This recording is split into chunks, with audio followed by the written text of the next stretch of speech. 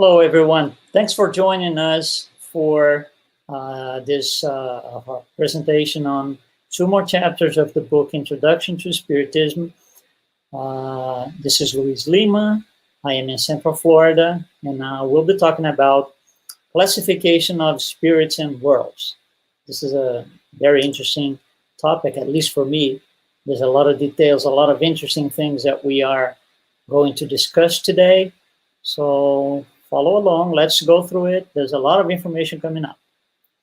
So, classification of spirits and worlds. One thing, before we can even talk about spirits, when we go to the Spirits book, which is the main source of content for Spiritism, there is a question: what are spirits? So Allan Kardec asks the highly evolved spirits, how can we define spirits?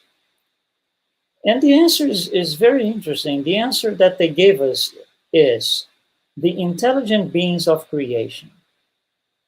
Okay, that opens the doors for two things. So what is creation? We need to put things into context, right? So what can we understand as creation? And what about these intelligent beings? What exactly, where do spirits, fall into this creation, intelligent beings? How is this all related? So before we can even go into talking about spirits, we need to put things in context.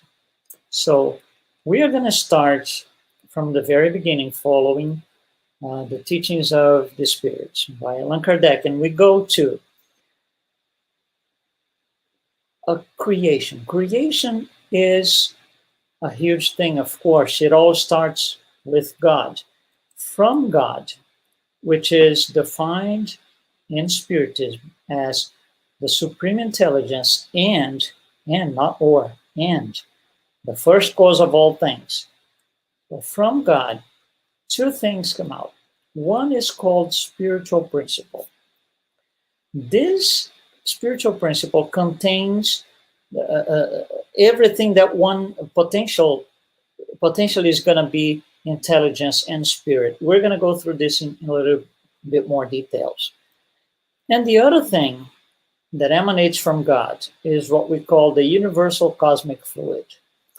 The universal cosmic fluid contains the basic elements of everything that one day is going to be matter of any form. And this is called the material principle.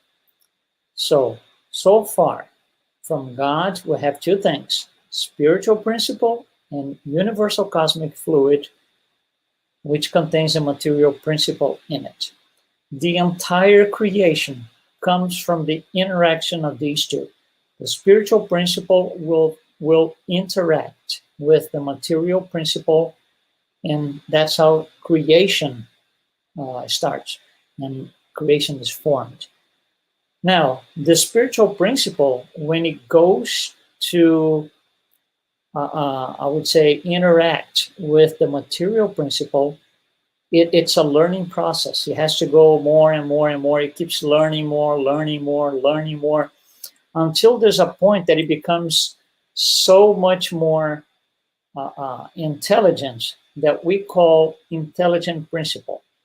So we go from, this is pure definition, what we are going to discuss makes sense later.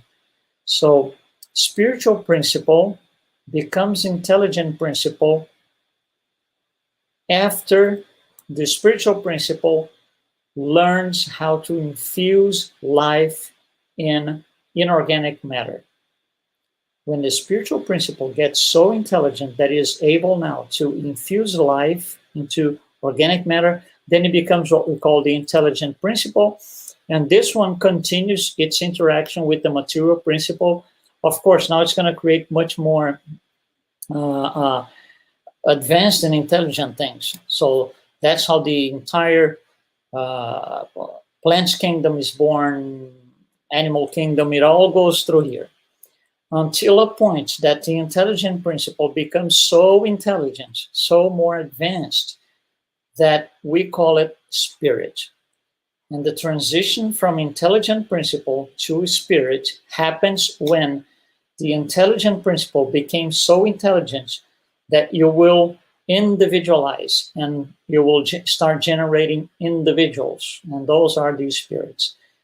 So spirits are individualization of the intelligent principle. So right here, right now, what we're trying to do is contextualize where is the spirit within the creation to address the answer from the spirits. What are spirits? They are the intelligent beings of the creation. So what can we understand from here? Very interesting. On this side here, on the right side of your screen, as you see, the universal cosmic fluid and or the material principle, that's the object of study of science through its various ramifications and different sub-ramifications.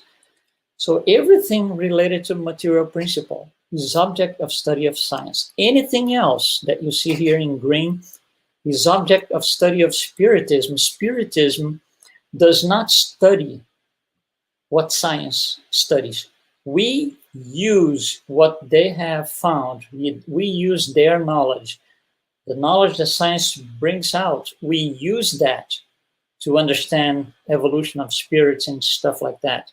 But we are not the ones studying. We don't go to a lab, to a laboratory to study matter, atoms, or anything like this. That's not us. We study the left side of the screen, per se, the green part, okay? So we study evolution of the spirit, not matter. Now, because of the spirit has to interact with matter, we need the knowledge that comes from science, okay? So if we divide this thing in two, so we have a left side here with the spiritual principle, intelligent principle, and spirit, then we have a right side with a material principle. Think about this. There are different levels of intelligence. We just saw that the spiritual principle is a starting point, and it will go through, long process of being better and better and better. So there are different degrees of intelligence. So there are intelligence that are very simple. Some are more advanced, others much more advanced. And there's an intelligence that is the more advanced of all. That one we call the supreme intelligence. That's seen by us, Spiritists. Science does not touch on the left side of your screen. Science is on the right side. So how does the science see these things? Science is based in cause and effect.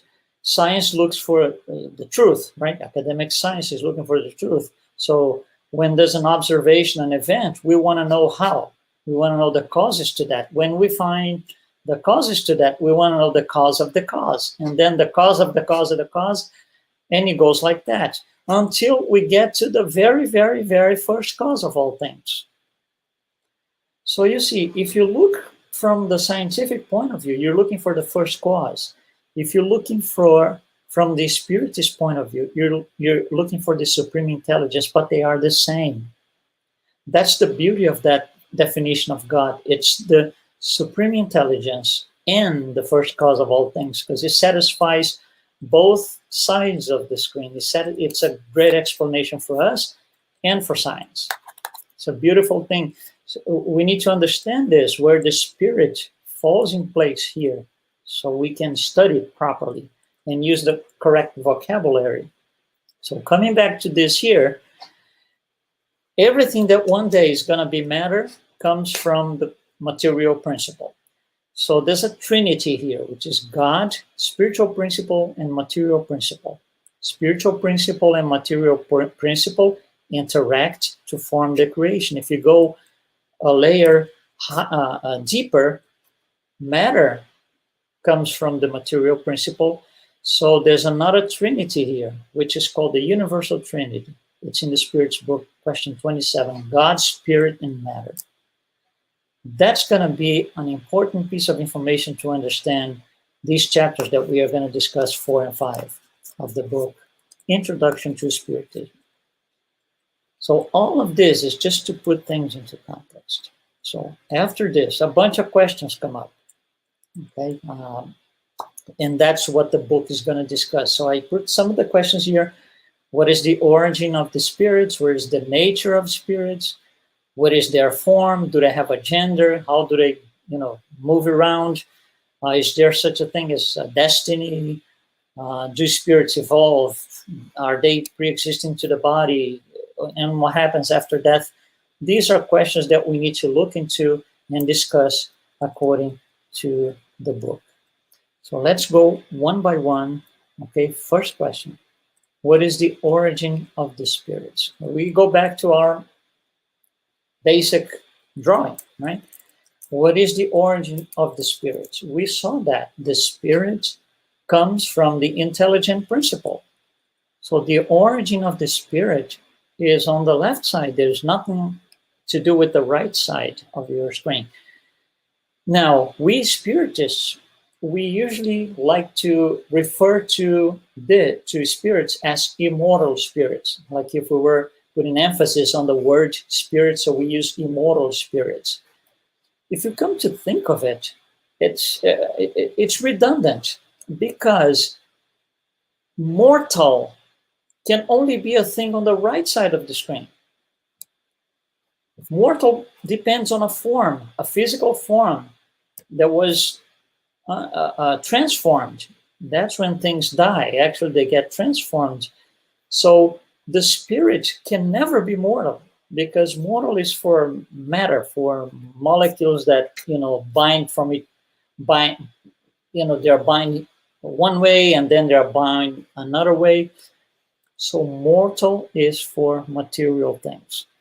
The spirit is not mortal because it doesn't depend on matter. So immortal spirit is almost like redundant. But a lot of times we Spiritists address like that. So the spirit is immortal. And what is the origin of these spirits? In answer to the question, right? They are individualizations of this intelligent principle. And even more, they are not all created at the same time, because they all come from the same origin, which is the spiritual principle, and this is being created all the time. So spirits are being created all the time. It's a never-ending process. There's no limit to this. So that takes care of question number one here. What is the origin of the spirits? Question number two. What is the nature of the spirits? Interesting, right? Well, I want you to think about something. Think about the conception. Okay, so conception, the two male and female protoplasms, they bind together, and the first cell is created at the time. So right now we have one cell. If we put this one cell into a powerful microscope, what do we see? Molecules. Then we take an even more powerful microscope and we look into this thing. We're going to see atoms.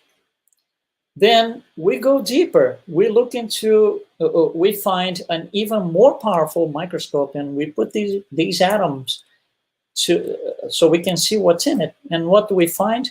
Nothing. Just nothing, plain nothing.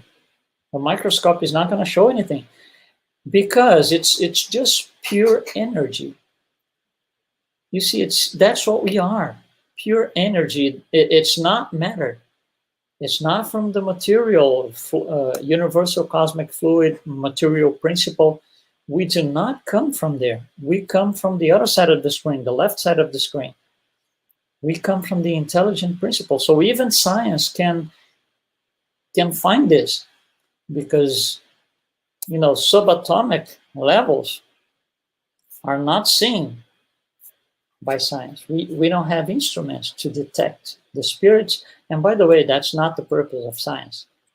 So what is the nature of these spirits? So first of all, they are incorporeal, meaning they don't have a body. Because if they had a body, they would be part of the material principle, and they are not. Number two, spirits are indivisible.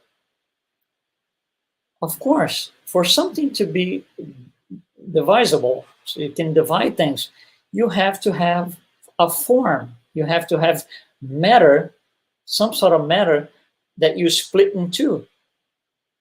Spirits are not from, they do not come from the material principle, so they cannot be divided. And one interesting closing phrase in the book of Genesis by Allan Kardec, chapter 14, item 5, there is nothing truly spiritual except the soul or the intelligent principle. So, in other words, we could say everything that's not soul or intelligent principle is matter, nothing else. All right? That's the universal trinity: God, spirit, and matter. So, the nature of spirits, they come from the left side of the string, nothing to do with the material principle. What forms do spirits have? Well, we go back to the same thing. When we talk about form, we are talking about a physical formation. Molecules, cells, atoms, whatever it is, we are talking about something that comes from the material principle. Spirits do not come from the material principle, so they cannot have a form. And by the way, if they don't have a form, you cannot kill them. They cannot be destroyed, right? That's why they are immortal, that we just saw, because there is no physical form. The spirit does not have a geometric form. They don't have any molecules binding to other molecules to form something. No, they do not. So what form do spirits have? They do not have a definite form as we know it. Nothing. Let's go for the next one. Question number 4. Do spirits have gender? Interesting question. We go back to the same thing. You see, all the roads lead to Rome, right? We go back to the same thing. Visually, this is for me at least, was a great tool for me to understand this thing. Do spirits have gender? Gender depends on a physical body. Gender depends on a biological body. If it depends on a biological body, it is something that has to do with the material principle. Spirits do not come from the material principle.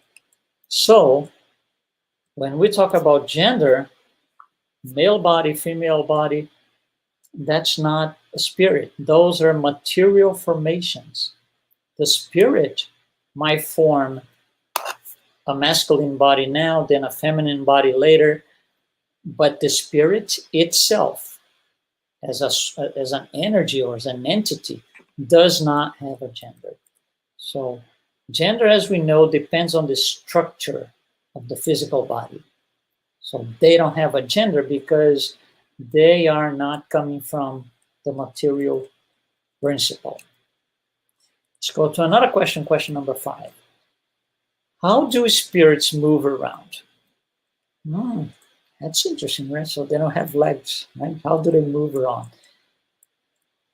Well, think about this. Think about a place that you have been, but not a place that you are every day. So some place that you have been. So I'm going to say Rio de Janeiro, Brazil. Okay? So if you've been there, it's easier for you to think about the logic here. If not, just pick a place that you have been, a city that you have been, a place that you like. For you to go from here, from the east coast of the US to Rio de Janeiro, right? If you want to be there, you have to take a plane. You have to travel. So we are talking about several hours, 8 hours, 9 hours, 10 hours, depends on where you are. But we are talking about a real long trip. In order to be there, you have to go through all these things, right? Take the plane and all of that. Now, when you think about Rio de Janeiro, let's say you've been there, let's just say 2 years ago, and you're going to remember when you were there. For you to think about Rio de Janeiro, how long does it take you to get there? Right? Nothing. It's instantaneous, just like that. How can that be? because your legs are not going to take you there. What's going there is the intelligent part, the spirit goes there in memory, as we say, but it goes there. It doesn't have to physically go there. So you see, the thought is the speed that the spirits move around. They move around with the speed of light, speed of thought. By the way, the speed of thought is over the speed of light. But that's how spirits move around. There is no, per se, transportation as we know it. It's instantaneous because there's no material barrier for that to happen. You see, spirits are just spirits. They are not coming from the material principle. Here's another question. What is the destiny of spirits? That's an interesting one. Allan Kardec and the spirits teach us that we are all born simple and ignorant, meaning we don't have knowledge of anything. We are just this starting point on our journey. And we go through a long journey, and we get to what we call the perfection. It's a relative perfection because full perfection or true perfection is only God. So, but we will get as close as possible to that. So there is a path, there is a development in there where we go from simple and ignorant, and there's a destination. The destination is perfection. And actually that brings us to question number 7. Do spirits evolve? Yes, of course they do. We just saw it here. They go from simple and ignorant to perfection. So all spirits will go towards the condition of pure spirits that we are going to discuss in a little bit. Pure spirits are spirits that made it to perfection, in which they will attain perfection and enjoy full happiness. So until we get there, we do not enjoy per se full happiness. Happiness becomes a relative thing. So do spirits evolve? Yes, of course. The whole creation evolves, okay? Because the intelligent principle evolves. Spirits are intelligent principles. Here's another question. Question number 8. Does the spirit pre-exist the body? We go back to the same thing. Oh my God, we're coming back to the same thing all the time. Right? The whole creation is about the intelligent principle operating or manipulating the material principle. A body is something material. Body belongs to the material principle side, which is your right side of your screen. In order for something material to be born, to be created, you need some intelligent principle to do that. You see, the body does not create the spirit. The body is created. By who? By the spirit. So the spirit has to be in place before the body. Otherwise, it cannot create anything. So does the spirit pre-exist the body? Absolutely. Absolutely. Otherwise, we wouldn't have a body. The matter by itself cannot, molecules do not combine themselves randomly and form a body. It can't happen that way. It needs to be operated by an intelligent principle or spirit. So does it pre-exist the body? Yes. Spirits are cause, not effect. The body does not create the spirit. That would be,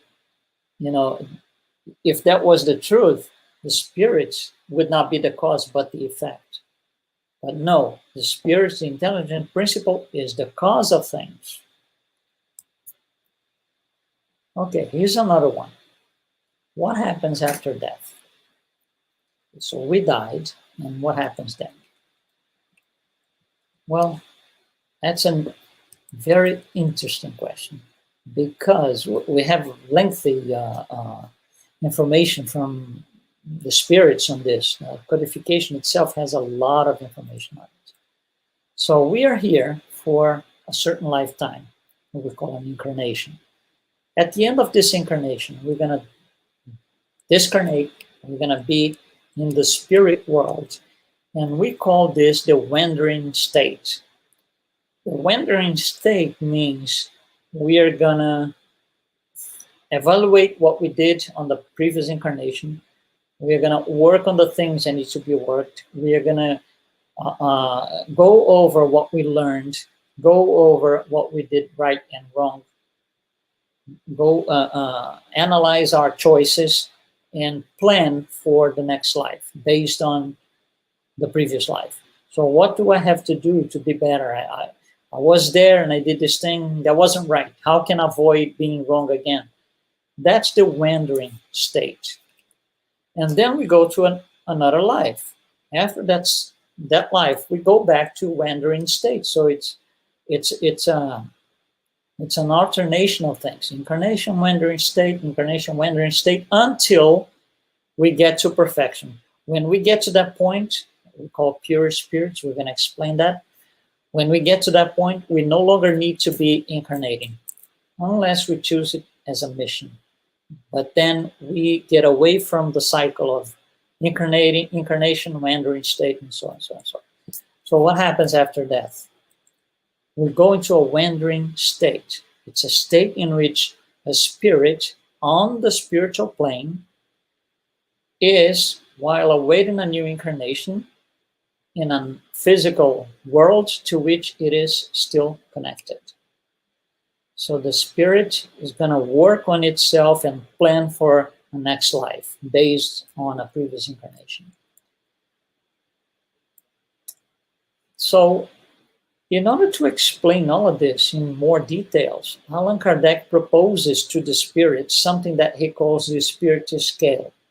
So he says, he actually goes to the spirits and says, it's going to be easier for me to explain, as you are teaching me. He's talking to the spirits, right? As you are teaching me, it's going to be easier if I can categorize the spirits, create certain categories and give them names. And that would be based on moral advancement. So the spirits look at him and say, yeah, you can do it. You can call whatever names for these categories, and you can have as many categories as you want. However, the teachings that we are passing along have to be preserved. So that's exactly what he did. He created a Spiritist scale, which is based on the development degree of the spirits. So you're going to have, we saw in the beginning, we have different levels of intelligence. Some spirits are less advanced, some are a little bit more, some are really more advanced. So that is used to categorize the spirits based on moral evolvement. So Allan Kardec produces a scale, 10 categories. And you see here on the screen the names of these categories: impure, frivolous, false scholars, neutral, disruptive, benevolent, scholarly, wise, high order, and pure. And he goes a little further. What he says is, we are going to group these 10 categories. So he creates what he calls orders. So third order spirits, group the 5 less evolved categories, and he calls imperfect spirits. Then the next 4 that you see in green here, he calls the second order, or good spirits. And there's a first order with just 1 category, pure spirits. Those are the ones who achieve perfection. So when we look at this, the first question is, what's the difference between a third order spirit and a second order spirit? Well, let's look at that. Third order spirits, the ones in red here. First thing that we need to understand, there's predominance of matter over spirit. So they're still very connected to anything material. Right? Anything material matters more than anything spiritual. It's very hard for these spirits to devote time for spirit development. They are usually not doing this, very little. Most of what they do is concentrate on material things. There's a tremendous propensity to do evil things on that order. That order is dominated by pride, selfishness, ignorance, and so passions, all of those things, and very little knowledge and interest on spiritual matters. Most of the interest on that order is material. So those are the third order spirits. Second order spirits, or good spirits, contrary to the third order, in which matter dominates over spirit, here on the second order, there's predominance of the spirit over matter. So spiritual things are much more important than material things. So there's a tremendous emphasis on spiritual matters. Will to do good, contrary to the third order here, which is propensity to do evil things. On second order spirits, good spirits, will to do good. That's their motto. Let's do good. Correct understanding of God and infinity, meaning correct understanding and interest on spiritual things, right? No bad passions, but still subject to trials. So no bad passions, and bad passions are something really common on third order spirits. On good spirits, second order, there is no such a thing. They are much more elevated morally. They will not be involved in bad passions or anything like this. So we go from impure all the way on the left, which is the less advanced category, all the way to the right to the pure spirits, which are the more advanced ones. And we spoke about influence of matter and spirit. How does it work? Well, think about this, for example. On the far left, the impure spirits, first of all, if those spirits are incarnated, of course there's a spirit in there, and there's a physical body, living a material life mostly, as we saw. So for those on the very left, the influence they suffer from the spirit on their life is minimum. Most of the influence, almost 100%, is based on material things. As we go along, advancing to the right side of the screen towards the second order, it starts to change. The influence of matter declines and the influence of the spirit increases until you get to the far right, which is at the very far right of the second order spirits, good spirits, in which predominance of spirit is almost 100% and very, very, very little influence of matter. When they reach the boundary here for the second order spirits, they no longer have to incarnate. They become pure spirits, and I mentioned that before. They will only incarnate if they think it's worth it as a mission, if they want to take a mission. But that's how we can kind of understand the influence of matter and spirit. So far left spirits, influence of matter is tremendous. Far right spirits, influence of spirit is much higher. Okay, so these spirits on the far left, sometimes they get qualities that are not sometimes, their qualities are not very good. So for each of these categories, Allan Kardec in the book, Spirit's book, and also in Introduction to Spiritism, he will go at length for each one of these. We're just going to talk about some of them. We're not going to go through the whole thing because it's all in the book. Actually, I urge you to get the book, right? Introduction to Spiritism. So impure spirits, vicious, pleasure for evil things, and so forth. As you go along, it becomes less trouble. So frivolous, thoughtless, malicious, and then false knowledge with pride and vanity. And then neutral spirits are not necessarily good or bad, but they are not good enough to do good and not bad enough to do bad. They are kind of an inflection point. Disruptive, those are the ones producing or trying to produce physical effects and raps and noises and stuff like that. And then we go over to the second order spirits. So we start with the benevolent. They don't have full knowledge yet, but kindness is the driving force. They still have a lot to learn. But kindness is a driving force, something that on the left side here on the third order, we don't see, okay? Then a scholarly with great intellectual knowledge, not still fully developed in terms of morality, but intellectually, yes, they are very advanced. And then the next one, wise, they have moral qualities and intellectual capacity, so they acquired moral qualities also. And the higher spirits, they have full knowledge, science, wisdom, and goodness. From there on, they incarnate as a mission. So those are just some of the descriptions for each category. The Spirit's book details a lot of these categories. There's a lot of information on it. And the Spiritist scale in the Spirit's book starts on question 100. So we urge you to go there and look for all the details. The impure spirits receive different names outside Spiritism. So sometimes they are called demons, evil genii, evil spirits, evil deities. There are different names. So the idea of demons as, you know, a classic portrait of what a demon is not how we see it in Spiritism. These are just spirits that they still have a long way to go, but they will be perfect in one day. On the, by the same token, on the right side of the screen, the pure spirits receive different names too.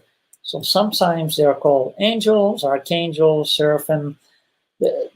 These are names that we see these names outside Spiritism as well, but they don't carry the same, I would say, meaning that we do in Spiritism. So that needs to be understood by us Spiritists. So when we read Spiritist literature, we know exactly what's being taught. Okay, so that defines the Spiritist scale. Now, these spirits, whatever they are in the scale, wherever they are, pure in the middle of the scale, towards the right side of the scale, they have to live somewhere. They have to carry over their lives. So they need places. They need places to, material places. They interact with matter, right? So they need worlds to carry on their purpose in life.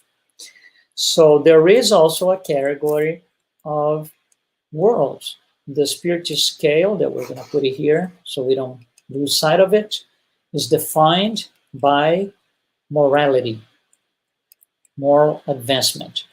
The categories of worlds is based on the evolutionary level of their inhabitants. So, for example, impure spirits and frivolous, for example, left side of the scale, they have to live in a world that is kind of common ground for them. So we're not going to have a world with half being impure and half being, let's say, wise. No, that's not going to happen. We will have good spirits living in worlds for imperfect spirits here and there in very small quantities. However, the categories of worlds is based on the evolutionary level of their inhabitants, and there are 5 categories. As you see here, primitive, trials and atonements, regenerative, happy or joyful, heavenly, and divine. So, for example, impure, frivolous spirits, they are not going to be able to live on heavenly and divine worlds. They have to live under primitive worlds. Most of us here on earth, we belong to third order, imperfect spirits. And the earth is one of the worlds, it's categorized right now as trials and atonements. So the world that we live in is a world of trials and atonements, which is still adequate for third order spirits. Let's take a quick look of these worlds of some of the characteristics. Primitive worlds are for first incarnations. Those are spirits that are kind of, if you will, brand new. They just individualized from the intelligent principle. they will go to primitive worlds. Trials and atonements, like I said, that's where we are. Evil prevails due to their ignorance. We just saw that what makes a third water spirits, that's exactly what it is. So we need to go through all these trials and expiations in a world like ours. The next one is regenerative worlds. There is still trials, but no expiations. Expiations is something that we need to offset because of wrongdoings of the past.